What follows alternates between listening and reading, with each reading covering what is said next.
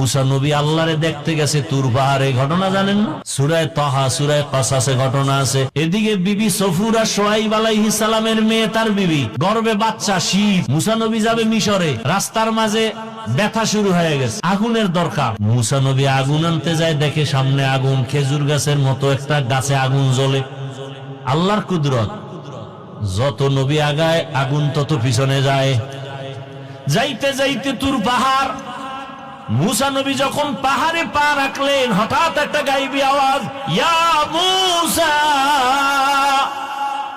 ফাখলা'না alike ইন্নাকা বিল ওয়াদিল মুকদ্দাসি তুয়া। এই মুসা, জুতা খোলো, এটা পবিত্র উপত্যকা তুর পর্বত। মুসা নবী কয়, দুনিয়ার কেউ যদি আওয়াজটা দেয়, হয়তো ডান দিক থেকে না হয় বাম দিক, না হয় সামন দিক, না হয় পেছন দিক, কিন্তু জুতা খোলার আওয়াজটা আমি চতুর্মুখী পাইলাম, চারিদিক থেকে। আমি প্রশ্ন করলাম, মান আনতা, আপনি কে? গাইবী জবাব আসলো, আনা রব্বুক, আমি তোর রব। মুসা নবী কয়, এই সুযোগ তার ছাড়া যাবে না। এবার মুসা নবী জুতা খুইলা রবের সাথে কথা শুরু করছেন। করতে করতে কথা বাড়ে, ভালোবাসা বাড়ে, মোহাব্বত বাড়ে। কয় পর্দার আড়ালে আর কত কথা হবে, এইবার দেখা দরকার। মুসা নবী কয়, রব্বি আরিনি, ও আল্লাহ আমার একটু দেখা দাও, আমি তোমারে দেখবো।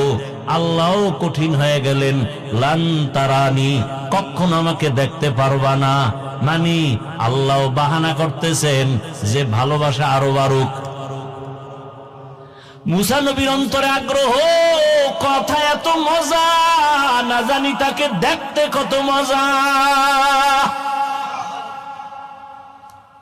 শেষ পর্যন্ত মুসা নবীকে না দেখে যাব না। ওদিকে বিবি সফুরা গর্ভে বাচ্চা নিয়ে কাতরাইতেছে, পেটে ব্যথা। আল্লাহ কয়, যখন দেখতে ইচ্ছে, একটা শর্ত আছে। কি?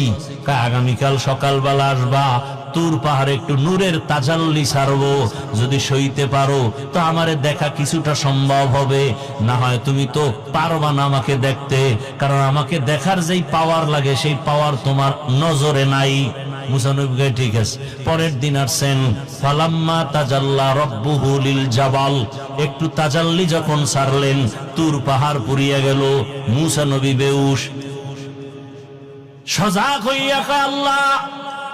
মুসা এবার দেখবানি? না না না না, কাম হয়ে গেছে। এবার মুসা নবীর চোখের মধ্যে তো নূরের ঝলক লেগে গেছে, পাওয়ার বেড়ে গেছে।